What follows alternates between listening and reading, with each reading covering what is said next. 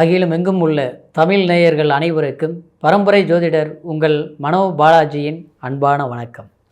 மகர ராசி அன்பு நேயர்களுக்கு ஆடி மாத ராசி பலனுங்க.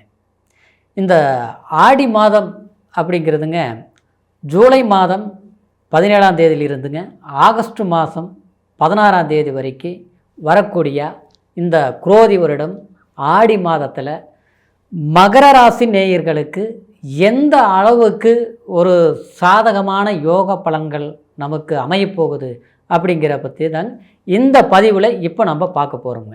முதலாக பார்க்குறவங்களா இருந்தீங்கன்னா சப்ஸ்கிரைப் பண்ணி பெல் பட்டன் அழுத்தி ஆல் ஆப்ஷன் கொடுங்க.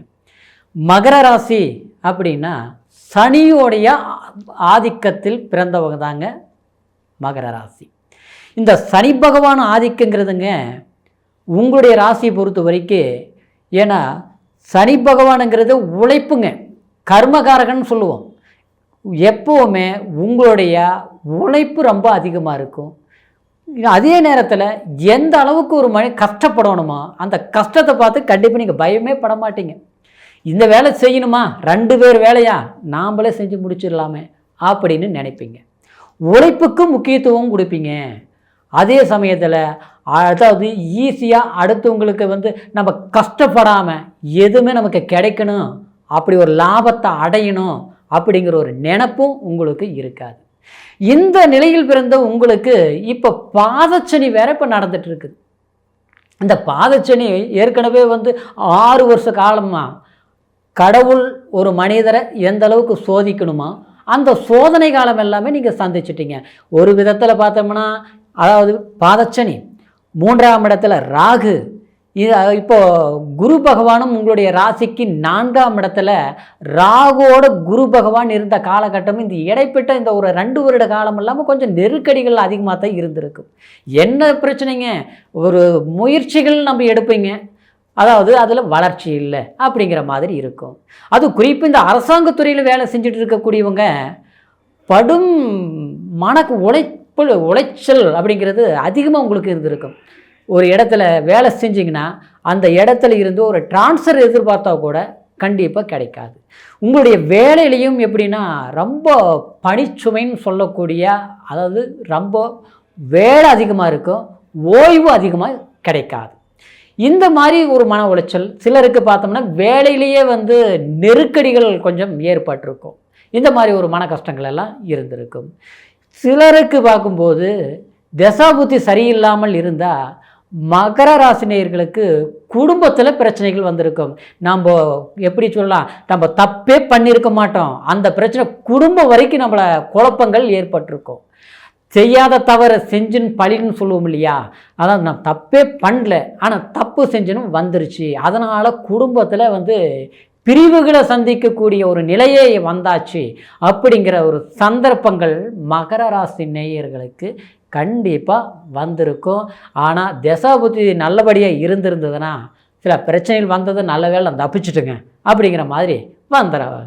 இந்த ஒரு நிலையில் இருக்கக்கூடிய உங்களுக்கு இப்போது இந்த மாதத்தில் பொறுத்த வரைக்கும் உங்களுடைய ராசியிலிருந்து குரு பகவான் 5ஆம் இடத்துல சஞ்சாரம் செய்கிறாருங்க. அப்போது 5ஆம் இடத்தில் செவ்வாயோட சஞ்சாரம் செய்கிறதுனால அதாவது 9ஆம் இடத்த 5ஆம் பார்வையை பார்க்குது. அப்போ பாக்கியஸ்தானத்தை பார்க்கும்போது உண்மையிலேயே கடந்த காலத்தில் பட்ட ஒரு கஷ்டத்துக்கு நமக்கு ஒரு விடிவு காலம் கிடைச்ச மாதிரி தான் நம்ம எடுத்துக்கலாங்க. சரியான முயற்சிகள் எடுத்திங்கன்னா தகப்பன் வழி சம்மந்தப்பட்ட சொத்து, தகப்பன் வழியினால் வரக்கூடிய ஒரு ஆதாயம், தகப்பன் உறவு முறையில் வரக்கூடிய ஒரு நன்மைகள் இதெல்லாமே தடையில்லாமல் கிடைக்கும் இருந்ததுன்னா. அப்படி இல்லாத பட்சத்துக்கு நமக்கு கிடைக்கக்கூடிய ஒரு பாக்கியம் அப்படின்னா நமக்கு ஒரு கனவு இருக்கும். எப்படின்னா ஒரு நல்ல வேலையை, ஒரு அரசாங்க வேலையை எதிர்பார்க்குறோம், இல்லை ஒரு அரசாங்க வேலையில் இருக்கிற ஒரு ட்ரான்ஸ்ஃபர் கிடைக்கணும், ஒரு பதவி ப்ரொமோஷன் கிடைக்கணும் அப்படின்னு எதிர்பார்ப்போம். அந்த மாதிரி வாய்ப்புகள் கண்டிப்பாக கிடைக்கும். இன்னொரு விதத்தில் சொல்ல போனோம்னா உங்களுக்கு 11ஆம் பார்வையாக இந்த குரு பகவான் பார்க்குறது இல்லாமல் 11ஆம் பார்வையை 7ஆம் பார்வையை 11ஆம் இடத்தை பார்க்குதுங்க. அது ஒரு லாபத்தை பெருக்கக்கூடிய ஒரு தன்மை இருக்கும். ஆனால் அதே சமயம் அந்த செவ்வாயும் பார்க்கறதுனால வேகம் எடுத்து செயல்படுத்தக்கூடிய சில விஷயங்கள், திடீர்னு ஒரு பிடிப்பில் போய் ஒரு அடுத்தவங்க கிட்ட ஒரு சிக்கலில் ஒரு பணம் சிக்கியிருக்கும், ஒரு டாக்குமெண்ட் பேப்பர் சிக்கியிருக்கும். சிலருக்கு பார்த்தோம்னா ஒரு இடம் அட்வான்ஸ் கொடுத்து பணமும் கை வந்து சேரல, கிரையமும் பண்ண முடிய மாட்டேங்குது. பேசின பிரச்சனைகளை தான் வளர்ந்துட்டே போயிட்டு இருக்குது. இந்த பிரச்சனைகள் எப்போ தீர்க்க முடியும் அப்படின்ட்டு சிலருக்கு சிக்கலில் இருக்கும். அந்த மாதிரி பிரச்சனைகளுக்கு கண்டிப்பாக இந்த காலம் ஒரு சாதகமாக முடிக்கக்கூடிய ஒரு சந்தர்ப்பமாக ஏற்படும். இன்னும் சொல்ல போனோம்னா கடன் பிரச்சனைகள், நெருக்கடிகள், மகர ராசி நேயர்கள் கடன் வாங்க மாட்டோம், நாம் கடன் கொடுக்கக்கூடியவங்க தான். ஆனால் சில இடத்துல நம்ம வாங்கின நேரம் என்னவோ தெரியல, சிம்பிளாக ஆரம்பித்தோம், ஒரு கைமாத்தலாம் ஆரம்பித்த கடன் இன்றைக்கி பார்த்தோம்னா அது கைமீறி போயிடுச்சு. வட்டிக்கு வாங்கி வட்டி கட்டக்கூடிய ஒரு சூழ்நிலை. ஒரு பக்கம் பார்த்தா லோன், ஒரு பக்கம் பார்த்தா இஎம்ஐ, கார் லோன், வண்டி லோன், எது எடுத்தாலுமே ஒரு பிரச்சனையும் முடிக்கலாம்னு ஆசைப்பட்டு இன்னொரு பக்கம் கடனை வாங்கி கடைசியில் அந்த கடனும் கட்ட முடியல, இந்த கடனும் கட்ட முடியல. கடைசியில் பார்த்தோம்னா அது தொடர்ந்து கண்டினியூவாக போயிட்டு இருக்குது. இந்த பிரச்சனைகள் எப்போ முடியும்? ஏன்னா பாதச்சனி அதெல்லாம் அழுத்துற மாதிரி இருக்கும். ஆனால் நம்மளுடைய நல்ல நேரம் என்னென்னா சனி பகவான் இந்த மாதம் பொறுத்த வரைக்கும் வக்ர நிலையில் இருக்குதுங்க. சனி இருந்து நமக்கு எந்த அளவுக்கு பாவத்தை கஷ்டத்தை கொடுத்ததோ, எவ்வளோ நெருக்கடிகள் கொடுத்ததோ, அந்த நெருக்கடிகள் சனி பகவான் இயல்புக்கு மாறான நிலை. ஏன்னா சனி பகவானுங்கிறது கடுமையான கஷ்டத்தை கொடுக்கக்கூடிய 7.5 சனி பிடியில் நீங்கள் இருக்கிறீங்க. அப்போது இந்த வக்ர நிலை அடைஞ்சதுனால இயல்பு நிலைக்கு மாறாக அப்படின்னா கஷ்டத்தை கொடுத்த கஷ்டத்தை அதுக்கு நல்ல பலன்கள் கொடுக்கக்கூடிய ஒரு வாய்ப்பு இந்த ஆடி மாதம் உங்களுக்கு ஏற்பட போகுதுங்க. அப்போ அந்த சனி பகவான் 3ஆம் பார்வையா 4ஆம் இடத்தை சுகஸ்தானத்தை பார்க்குது. அப்போ மனசுக்கு ஒரு நிம்மதி. வீடு சம்மந்தப்பட்ட விதத்தில் வீட்டில் அதாவது மருத்துவ செலவு, ஹாஸ்பிட்டல், தாயாருக்கு மருத்துவ செலவு பண்ணிகிட்டு இருப்பீங்க. தாயாருக்கு மாதம் கண்ட மாத்திரை வாங்கணும், போய் செக்கப் பண்ணணும். ஆனால் பண்ணினாலும் பார்த்தோம்னா பிரச்சனைகள் தீர மாட்டேங்குது. தொடர்ந்து மருத்துவ செலவு பண்ணுற மாதிரி இருக்கும். இல்லையா வீட்டில் தாயாருக்கு நல்லா இருந்ததுன்னா வீட்டில் ஒரு மனைவிக்கோ இல்லை குடும்பத்தில் குழந்தைங்களுக்கோ இல்லை தனக்கு. ஏன்னா 4ஆம் இடத்துல அந்த சனி பகவான் 3ஆம் பார்வை 4ஆம் இடத்தை பார்த்தோம்னா சுகஸ்தானம் அப்படின்னா ஆரோக்கியம் சரியில்லை. ஏதோ ஒரு படபடப்பு, ஒரு வெறுப்பு, கைகால் வலி, அதாவது பேக் பெயின், குறிப்பாக சொல்ல போனோம்னா படுத்த சரியான நித்திரை இல்லை, சரியான உறக்கம் இல்லை, ஒரு அப்படியே வறுத்தெடுத்த மாதிரி ஒரு நிம்மதி இல்லாமல் இருக்குதுங்க அப்படிங்கிறது. இதெல்லாம் என்னென்னா அடுத்தவங்களால ஏற்படுறது தாங்க. நீங்கள் போய் எந்த பிரச்சனையும் சிக்கியிருக்க மாட்டீங்க. ஒன்றும் நம்பினேன், மோசம் அடைச்சிட்டேன், என் பணத்தை கொடுத்து நான் கடன்காரன் ஆகிட்டேன். அடுத்தது பார்த்தோம்னா அடுத்தவனுக்கு உதவி செய்ய போனேன், கடைசியில் அவன் செஞ்ச தப்பு நமக்கு கடைசியில் இப்போ நாம் அதுக்கு பதில் சொல்கிற மாதிரி ஆகிப்போச்சுங்க. இந்த மாதிரி தாங்க மகர ராசி நேயர்கள் சில சிக்கலில் சிக்கியிருப்பீங்க. அப்புறம் பார்த்தோம்னா வண்டி வாகனங்கள் சம்மந்தப்பட்ட விதத்தில் பார்த்தோம்னா ஏதோ சின்ன சின்ன பிரச்சனைகள் வர்றதுங்க.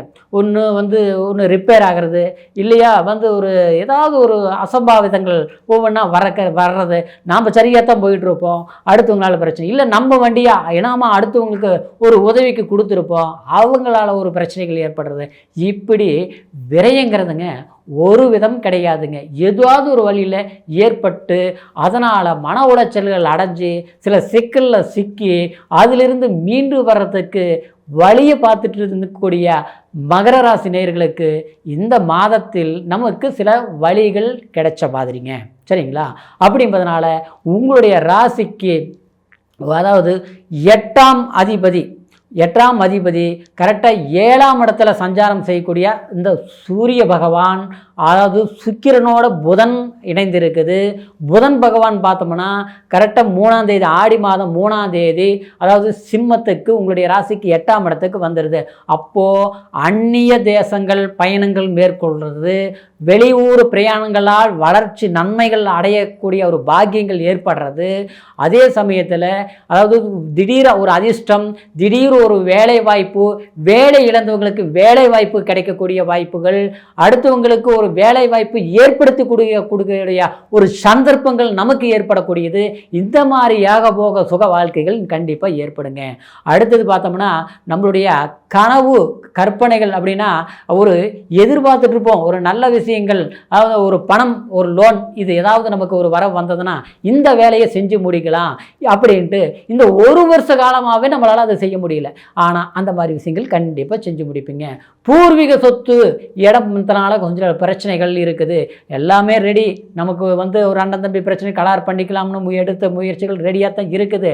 அதில் 3வது மனுஷனுடைய தலையிடல்னால பிரச்சனைகள் தீர்க்க முடியல.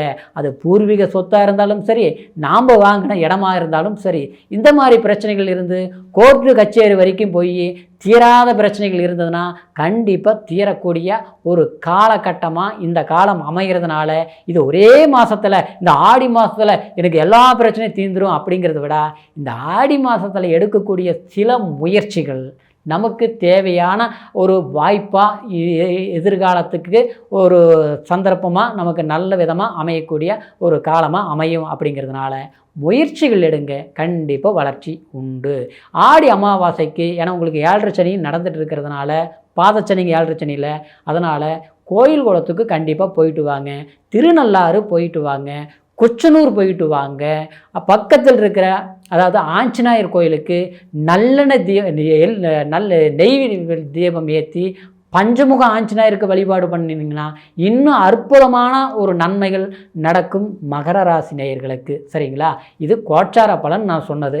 இருப்பினும் உங்களுடைய பிறப்பு ஜனன ஜாதகத்தில் எப்படி இருக்குது அப்படிங்கிறது ஒரு முறை பார்த்துக்குங்க. ஏன்னா கோச்சாரம் மட்டும்தான் முழுமை அப்படிங்கிறத விட நம்மளுடைய பிறப்பு ஜனன ஜாதகமும் நல்ல பலம் பெற்று இருக்கணும். உங்களுடைய ஜாதகம் எங்கிட்ட பார்க்கணும் நீங்கள் விரும்பினால் கீழ் இருக்கிற நம்பருக்கு ஃபோன் செய்து நீங்கள் உங்களுடைய பிறந்த தேதி, பிறந்த நேரம், பிறந்த ஊர், இது 3ஐயும் தெரியப்படுத்தி பொறுமையான நேரத்தில் அருமையாக கேட்டு தெரிஞ்சுக்கிட்டு எதிர்காலத்துக்கு தேவையான வளர்ச்சிக்கு தேவையான முயற்சிகள் எடுங்க. நிச்சயமாக மென்மேலும் வளர்ச்சி பெருகணும் என்கிற ஒரு வாழ்த்துக்களோட மீண்டும் அடுத்த பதிவில் உங்களை சந்திக்கிற வரைக்கும் நன்றி, வணக்கம்.